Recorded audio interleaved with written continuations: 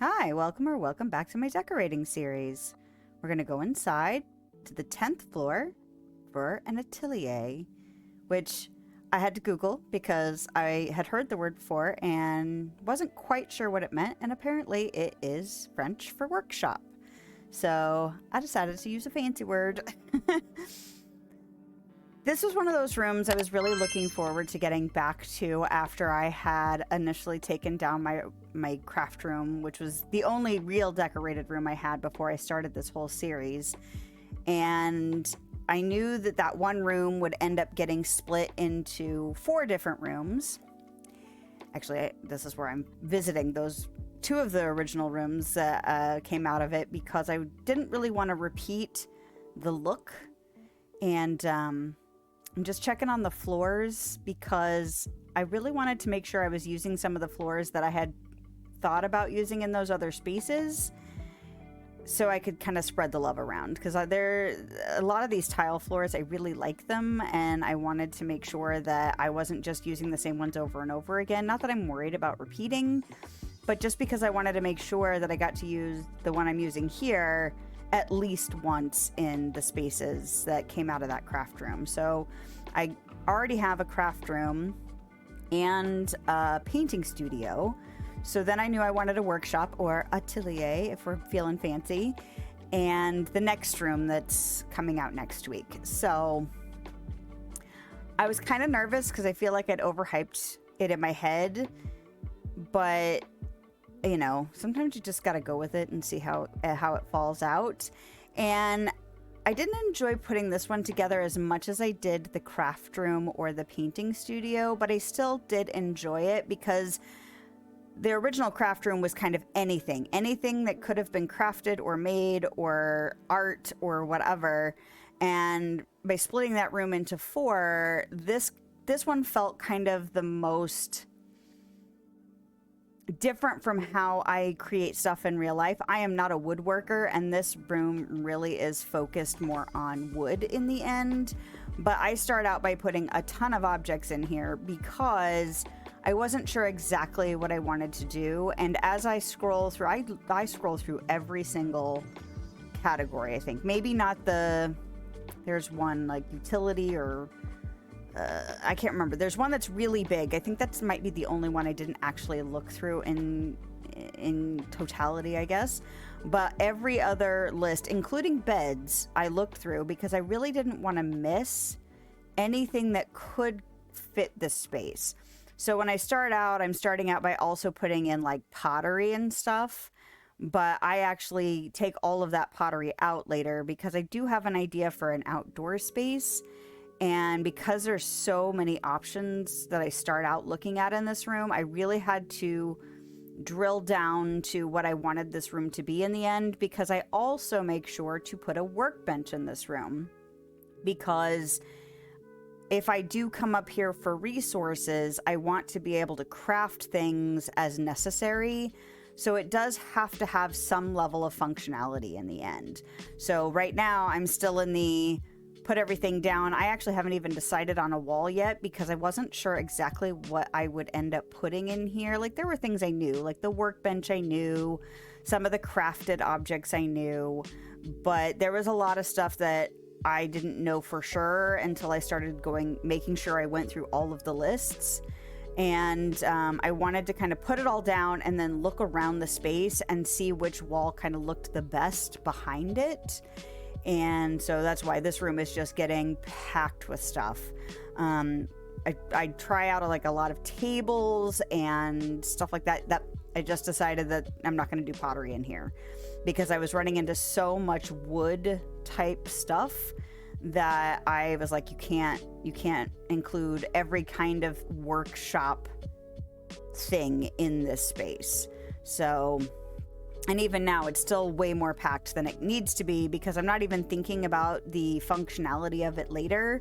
I'm thinking about just finding as many different things that might fit the room before I really start kind of blocking out the space, which honestly is a little tricky once I finally, get going on it because I've put so much stuff in the room and I'm not exactly sure where I'm going to put everything yet. So like, I don't want to get rid of it and then forget about it. So yeah, it's difficult to like move around. Yeah, I have to move stuff just so I can walk and look at the walls. And then I wanted to look at lighting a little bit. So of course I have to go to Scrooge's shop because there is some stuff that I needed to get more copies of. I'm slowly filling out some of the stuff, but I actually have really gone through some objects in this series. So a lot of money to be spent, a lot of money to be made. Pumpkin growing, here I come, or continue to do, I guess. But yeah, now that I have started to nail down kind of how I want this room to go, really, I can start blocking things out. So I ended up creating some like little storage areas with these wooden beams that we just recently got. If you have, I think it's a Sleeping Beauty thing, so I think you have to have the veil content for it. But they're really great to kind of create little walls out of. There's a few objects you can do that with, but some of them have been premium shop things that I just don't happen to have. But these beams were really nice, especially for a woodworking studio, to create kind of these little storage nooks and make this room feel like a different shape. Also, these doorways where they're stairs, they look like they're going upstairs. Those are going to my storage rooms on this floor. And they're just so cute. I actually had tested them out on a different room and thought that the walls behind them were just white, but the walls were white in that room. They actually copy the walls that the door is sitting on, so it looks like that wood paneling is behind the staircases, which is very cute. So yes, I'm replicating another storage area on the other side. The idea is that I've got wood on one side for supplies and, you know, like things to recycle and turn into other things. And then the other side is kind of a storage area for things I would have made. So things made out of wood, signs, bird houses, chairs, the pirate ship wheel, just kind of like things I have created and have not done anything with yet. You could maybe imagine that maybe these are made for sale. I still really love those kind of flat file looking drawers, except for you can't put stuff on them. I really wish we could put stuff on top of those because I think it would make them so much more versatile than what they are now. But the look of them is so nice for like this kind of space that I just can't help but want to use them. Yeah, there were several things like the clock I end up putting in here. I think it's a Halloween Town clock. I picked that one over the one that I want to say it's from Frozen because I wanted things to look a little bit more rustic in here. I wanted it to look a little less polished and pretty. Not to say that there aren't polished and pretty things in here, but like I feel like I used polished and pretty in more spaces, so I kind of wanted to give the rustic stuff a little bit more, I don't know, showcasing, I guess, maybe in this room. And, you know, it kind of helps pull them all together. There were things in here that I eventually have to let go of because space really does become an issue once I start focusing on the functionality of the room. Like there are some things I have to either move around or get rid of because I need to be able to access the workbench. And I put a time bending table in here. And I don't know if it's down yet. No, it doesn't look like it's down yet. The uncrafting table. And although the uncrafting table is completely the wrong vibe to go with the rest of the stuff, I had to think about the functionality. Yep, there it goes. But yeah, it really does look out of place in this room.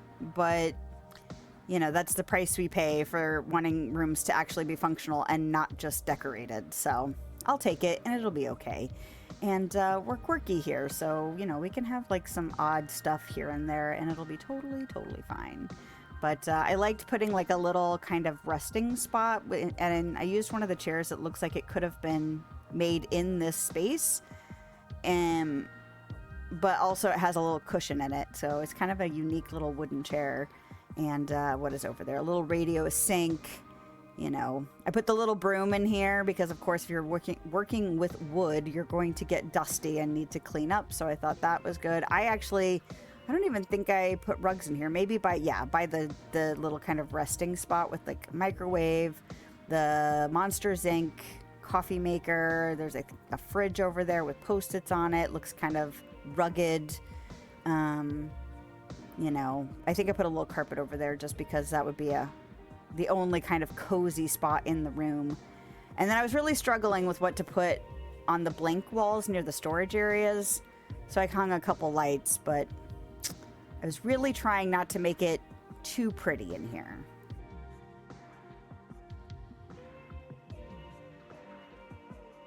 All right, well, let's go inside and check it out.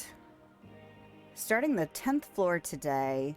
It's kind of interesting getting to this space. I'm getting ready to round out the kind of the spaces I knew I would create after tearing down that room, that one room I had decorated.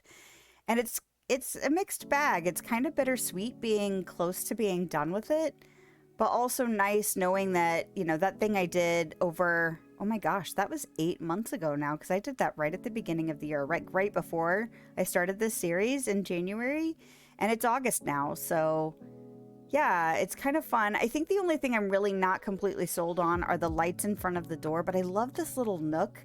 It looks worn and like mostly functional. I love that there's like storage where it looks like I've just made some stuff either for sale or like maybe they were experiments. I like the little recycling bins made out of, or recycling and trash. I know they're meant for like outdoor spaces, but they're made out of wood. Like maybe something I would have made to perform a function in here. Uncrafting machine, really out of space, or out of place in a way, but you know, again, functionality over form in that case. But I like that there's like just little things around the room, that screen in the back, the you know, kind of nesting doors, the little random post with painting on it that looks like something I might have just experimented with. Yeah, just like little projects kind of in the room, but not necessarily being something pretty. Finally got to use that fan. I can't remember if I've used it in another space yet, but it definitely looks rustic, like it belongs in here. And I left enough space to get to the time bending table, the uncrafting station, and the workbench, so that I can make sure and access my storage rooms, but also use the different benches for whatever I need to make on the fly in here. And, you know, just another thing checked off my list that I knew was coming when I first started doing this whole series. And it feels good. Feels good to get to this point. That's it for today's decorating adventure. If you liked this video, a thumbs up is a great way to let me know, and a subscription will keep you up to date on my latest shenanigans. If you want to hang out with me live, I stream on YouTube and Twitch on Thursday evenings and middays on Sunday. I hope you have a lovely day, night, time, wherever you are, whenever you are, and I'll see you next time.